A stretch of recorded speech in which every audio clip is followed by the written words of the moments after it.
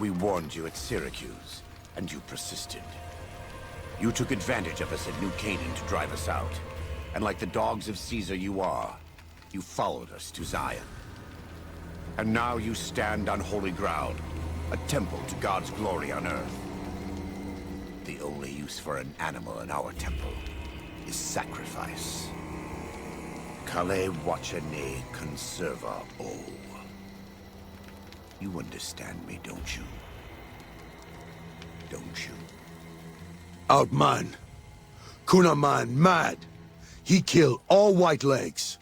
You talk. You stop! Him hear you. You talk. Don't listen to this thing. His cries are those of a mad beast caught in a thicket. He gave no mercy to my family, and I will give none to his.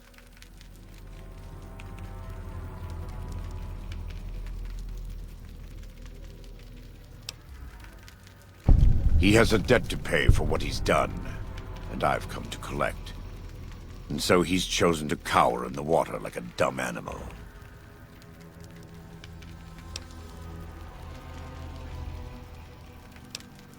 I want to take from them what they took from me, from my family.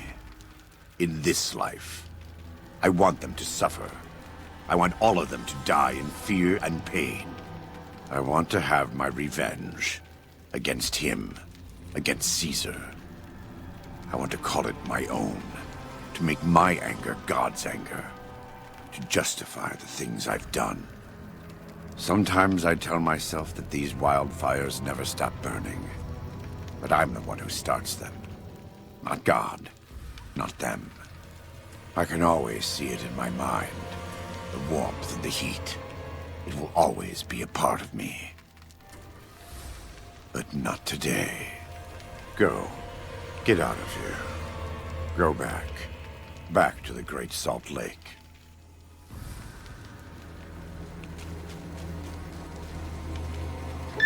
That's it. It's finished. Thank you for staying with me. I couldn't have done this on my own. Let's go find Daniel. Tomorrow we'll be here soon. And there is much to do.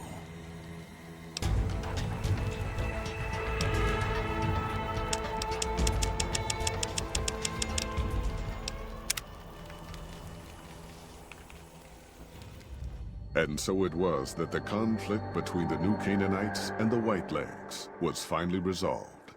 The courier's involvement had tipped the scale, shifting the fragile balance of power.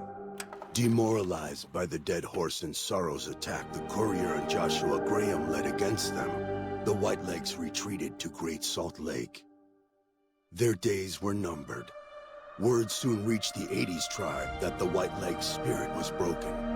Their war chief a dim shadow of his former self.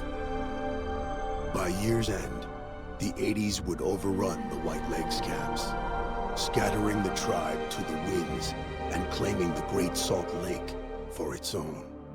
The Sorrows fought beside Joshua Graham and the Dead Horses, eradicating the threat the Whitelegs posed to Zion. Seeing the courier convince Joshua Graham to spare salt upon wounds, the Sorrows learned that retribution could be tempered by mercy. Though he despaired at the Sorrows' loss of innocence, Daniel took some small consolation in the courier's lesson, and prayed it would take root. Having helped eradicate the Whitelegs from Zion, the Dead Horses returned to Dead Horse Point in triumph. They remained neutral toward the Sorrows, but as years went on, there were periods of competitive friction, even violence between the tribes. The New Canaanites, Daniel especially, intervened regularly as mediators, but found it difficult to reconcile the tribe's conflicts. The defeat of the Whitelegs in Zion marked a turning point in the fortunes of the Happy Trails Caravan Company. Every 2 months, the caravan met with the New Canaanites in Zion Valley to trade. Happy Trails soon returned to prosperity. The vigilance of the Sorrows and Dead Horses in defending southwestern Utah, initially startling to Happy Trails caravans, soon proved a blessing. The tribes united against the 80s, driving them back from Highway 50, and thus opening yet another trading route for Happy Trails caravans. Waking Cloud was distraught when she learned of her husband's death, but took comfort from her tribe and the compassion of the New Canaanites. She forgave Daniel for having concealed her husband's fate from her, and learned to accept his fate. When her grief faded, she took a husband from the Dead Horse tribe. At her bidding, he stayed close to home. The threat of the Whitelegs ended. Joshua Graham helped the Sorrows and Dead Horses tend to their fallen comrades and secure Zion. The courier's words had stayed Joshua's wrath in his darkest hour, and in sparing salt upon wounds, he was changed. While he continued to advocate militant opposition to the enemies of New Canaan, he sometimes showed quarter to those who crossed his family. Eventually, this new spirit would diminish the myth of the burned man in distant lands.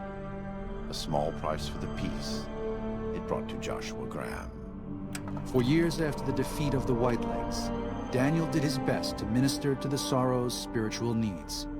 Try as he might, he could not hold back the tribe's increasing militancy and reverence of Joshua Graham. Demoralized, he returned to his family and Dead Horse Point. His failures haunted him for the rest of his days. And with that, the courier walked out of the history of the tribes of Zion and back to the gathering storm of the Mojave Wasteland.